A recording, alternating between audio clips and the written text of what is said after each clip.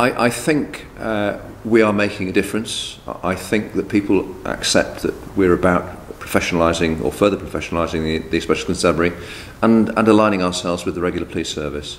And many of the topics we've been talking about, not least membership of the Police Federation and other professional associations, is just one example of that. But I'm also delighted that we've had a government minister here today to address us, and that's not always easy at weekends because, you know, these guys are busy people and they spend what limited time they've got at weekends with in their constituencies and at home, of course. And we've also had an opposition spokesman on policing, or he was until last Friday morning anyway.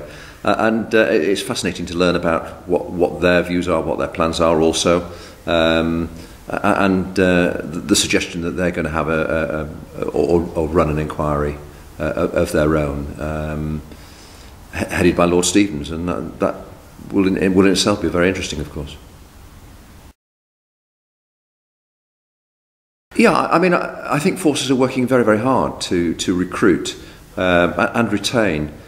I guess my only concern about all this, my desire, is that central government and the forces will ensure that they have the infrastructures in the forces to support what is going on here. You know, it's all well and good to get you know, headline figures of recruits into the organisation.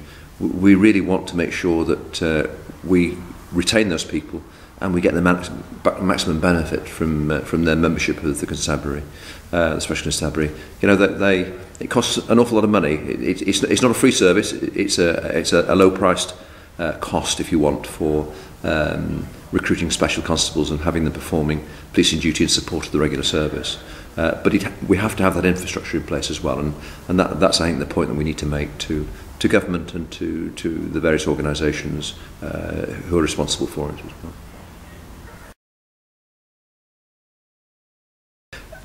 Well, clearly, the biggest single difference is the members of the territorial forces receive a bounty and the Special Constabulary as a whole don't. Some research has been done recently on whether that would make a difference or not, and remarkably, surprisingly, you know, doesn't appear to be any great desire to go down the bounty route. I think one of the frustrations about this has always been that the bounty paid to the Territorial Army is tax-free. Any payments or allowances paid to members of the Special Constabulary has always been taxed, and that has been a bone of contention. But there doesn't seem to be any great desire to have a bounty scheme, a national bounty scheme anyway. There are various inquiries going on about other benefits that might be attracted by or to members of the Special Constabulary, rate rebates, rate reductions and so on and so forth. And we'll see what comes in the future. But the single, I guess, message I got from this is that the two organisations are quite different, albeit they do basically a similar role in supporting regular organisations or regular services. So we'll see what the future brings. I think the other aspect that is of interest is it has been suggested that employers should release members of the Special Constabulary in times of need and you know, riot or whatever it may be. Again, there doesn't seem to be any appetite to take that forward at this stage.